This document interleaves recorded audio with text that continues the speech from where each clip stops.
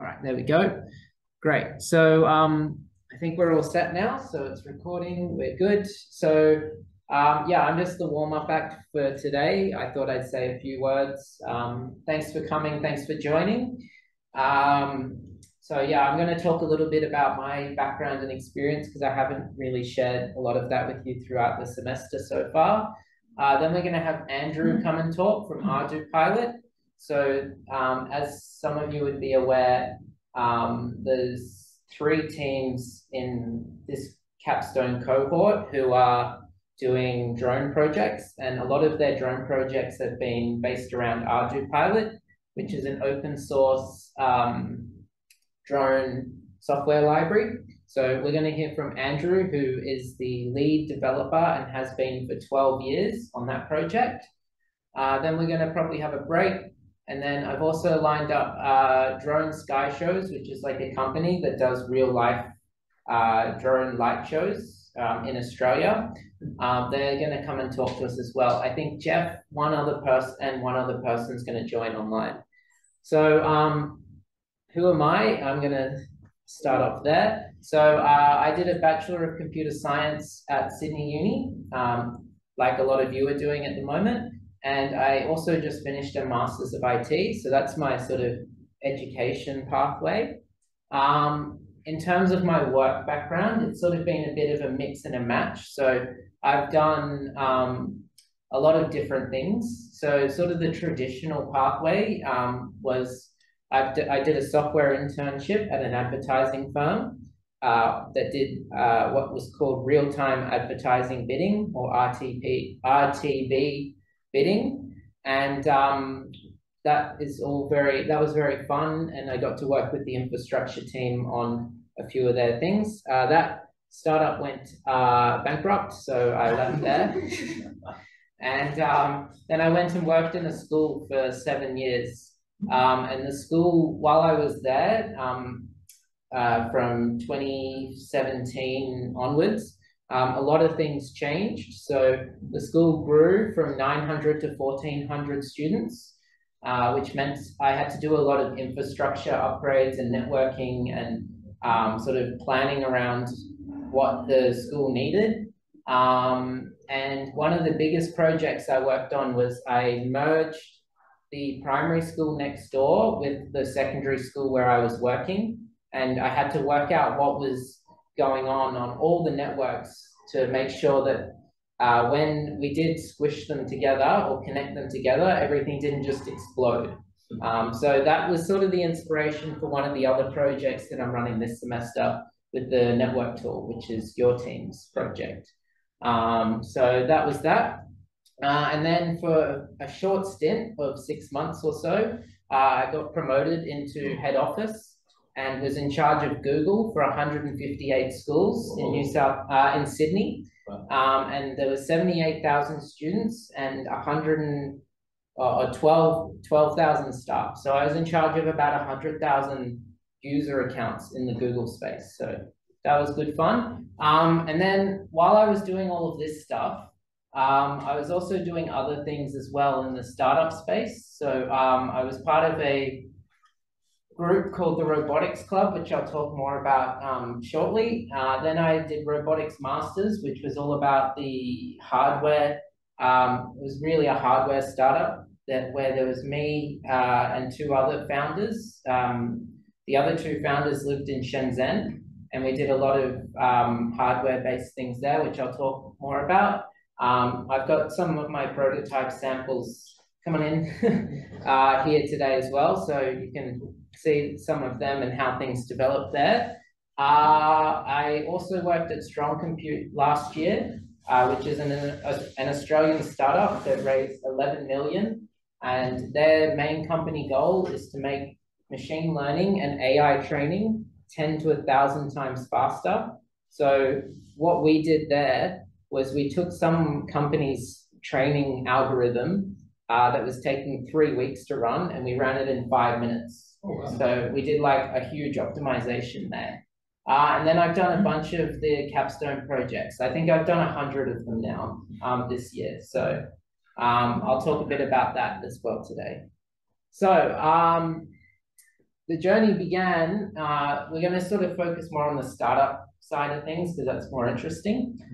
So the journey began here. This may or may not look familiar, but that is what the Capstone description document I received was all about. And the project I was working on back then was donkey car focused. So the donkey car is a self-driving car platform that has a bunch of hardware that you can sort of see in the picture here. There's a motor controller, motor speed controller, servo controller, Raspberry Pi, camera, and a chassis.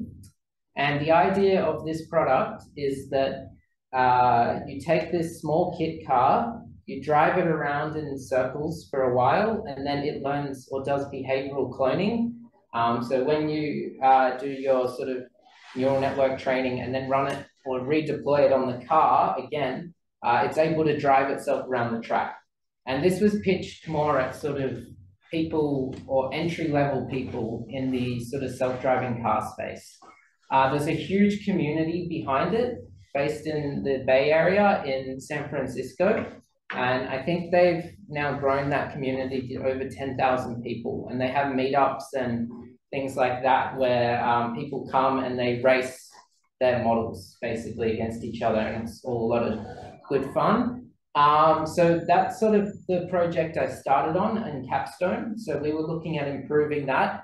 Back then, so 7 years ago or 6 years ago, the project was very rough and ready. The hardware was very difficult to get to work, and the software wasn't as refined as well. So like you try and deploy it or run it and it might not work, it might crash, or the most annoying thing was actually the Bluetooth PS3 controllers. So trying to get that to work, and the signal was all a bit rubbish. So yeah, this was what I was talking about before. So you collect the data, you train it, and then it drives and sort of keeps training itself. Okay, so we're going to come back to the donkey car in shortly, but let's just touch on what happened after Capstone. So after Capstone, stemming from the self-driving car research and donkey car stuff we were doing, we ran an event called the 3-Day Robot, or the 72-Day Robot Challenge, where we had 100 people, 7 teams, and 3 days for them to convert these full-scale or old Australian model cars, as you can see in the bottom right, into full-scale self-driving cars on a farm. And we got pretty close. We had, I think, three of them were able to sort of be remote controlled and able to sort of drive around the track and things like that. But I don't think any of them got to self-driving in 3 days, but it was crazy. We had the Hacksmith. I don't know if you've heard of him on YouTube. He came and did like a whole video on it, and we got to interact and meet his team and do all sorts of fun things like that. So that came directly out of sort of the Capstone project I was working on, which was good fun. All right, so we're going to sort of go forwards now. So after the 3-Day Robot Challenge, I sort of took some learnings from that and the donkey car project, and I saw a problem with the donkey car project. So I tried to deploy it with some school kids, and they just couldn't do it because of all the wires and everything. So what I wanted to do was solve all these problems here. That says every design starts with a problem. The Zoom stuff is all over it, but that's what it says. So I wanted to take the donkey car, remove the complexity of the hardware, and consolidate all of the features that were on separate components into one circuit board. And that's what the Robo HAT is. So it was basically a hardware replacement for all the individual components that were on the donkey car. So this controller, the ESC still needed, and a bunch of the other things that were listed there were all consolidated onto the the Robo hat. So that's sort of where that fits in. That was the basis of the whole project. The other thing that we got rid of, which you may see there, is RC controller. So we got rid of Bluetooth because, like I said, it was a pain. So what you were able to do is take the RC controller and plug it straight in to the Robo hat, and then be able to use the RC controller that comes with the RC car. And it's really smooth that way when you do it. So as you'll see today, I think they're being passed around. There's 4 boards. These guys have them. But we did a lot of different revisions. So the whole process of making hardware is very complex. It's like software, right? But instead of like being able to fail, rinse, repeat sort of thing, you fail and then you have to wait 2 weeks for your samples to get like reproduced or reprinted. So we ended up with, I think, 24 different revisions. We did a bunch of like different changes throughout the time there, and also a bunch of testing on each sort of revision in terms of capacity and other bits and pieces. So, all right, so I went to China for a couple of weeks to sort of see this through to completion. And I got to make a prototype myself, doing surface mount and all of that sort of thing, which was good fun. The place we were working out of is called, or was called Troublemaker. And they had this like whole setup with a bunch of startups in it, where they had all the machinery, as you can see here, to make PCBs and do whatever you basically wanted to do, which was great fun. So yeah, I got to make the PCB with surface mount stuff on it. So yeah, that was good fun. Okay, we're gonna speed up a little bit here now. So how did we actually find the finances for this project? Because that's always like an important part of any project, is how do you fund it?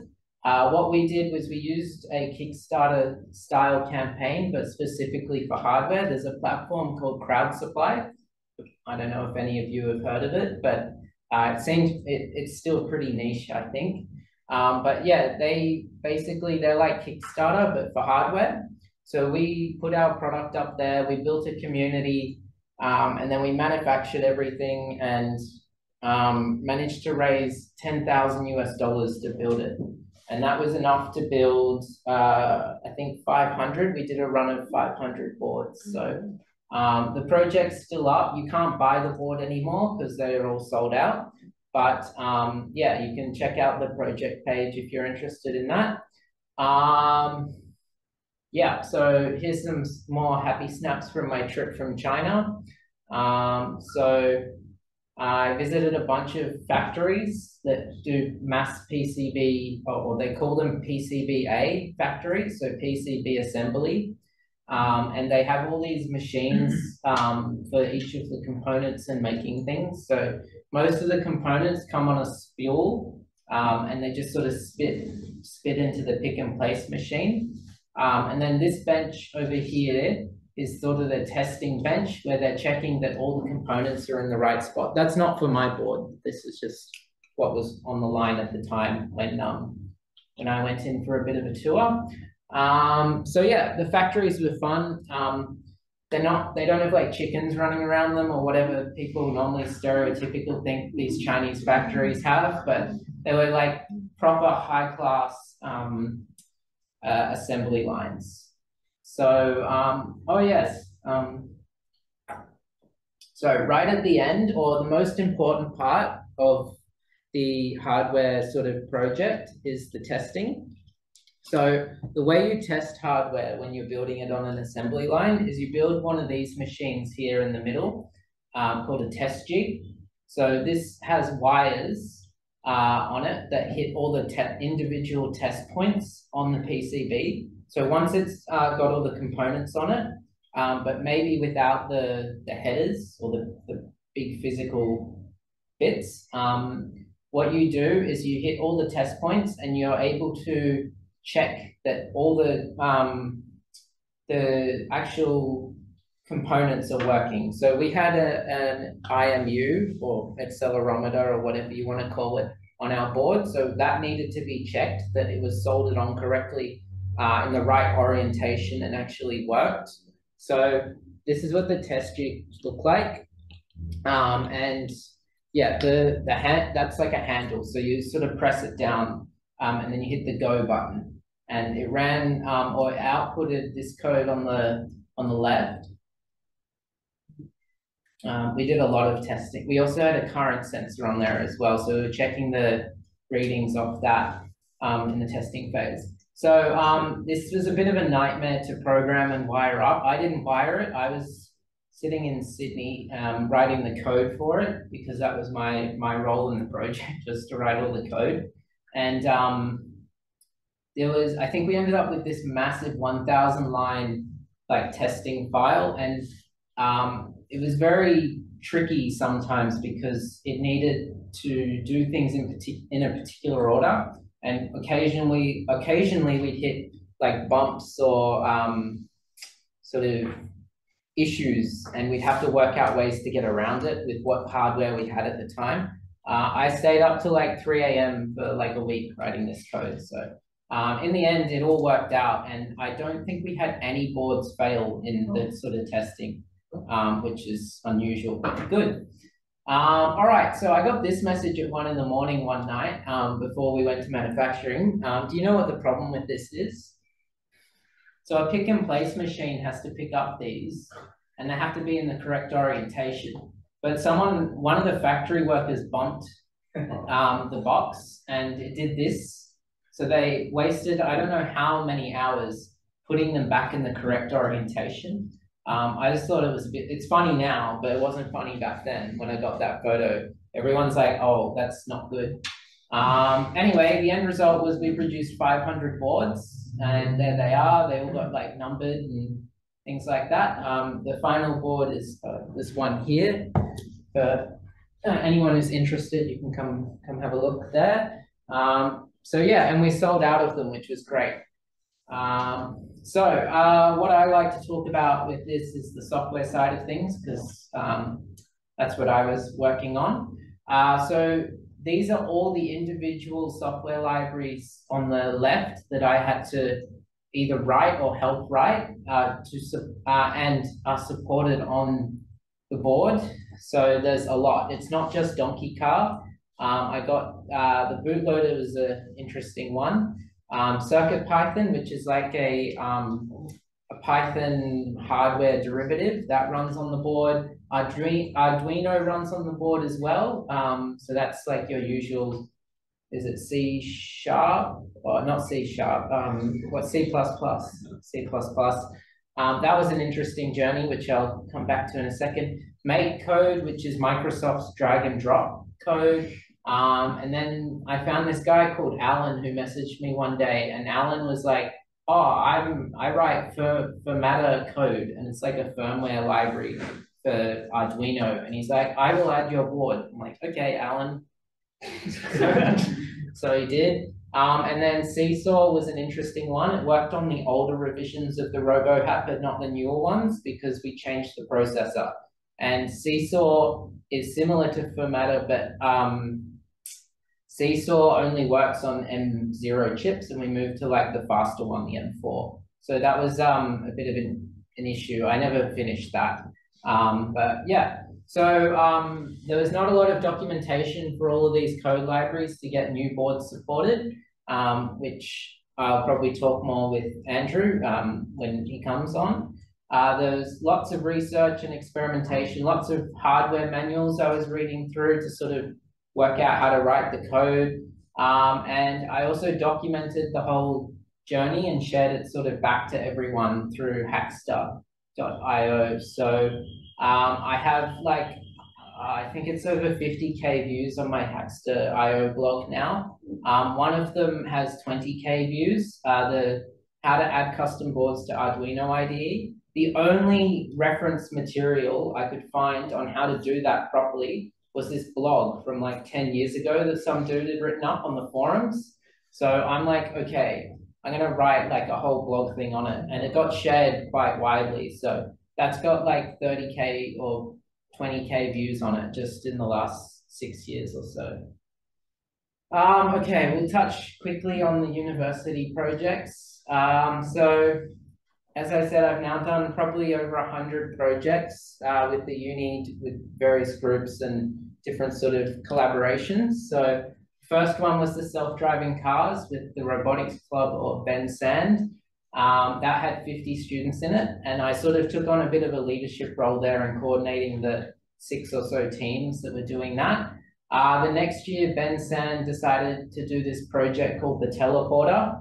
And the Teleporter is, or was, the idea behind it was you put on a pair of VR or AR, augmented reality goggles, and someone else puts on VR goggles, like an expert or something. And then the expert is transported or teleported into your body. And they, like, you can see their hands and the environment, like look around the environment, like they don't have to be looking there. The thing had like cameras around the whole thing. It's like point of something. Yeah, that's right. The use case scenario we were selling people was if you're on an oil rig and like something bad has gone wrong and it's going to take like 3 days to fly in the expert to fix it, you can just put the headset on and have the expert like with you walk you through how to fix the broken oil rig component.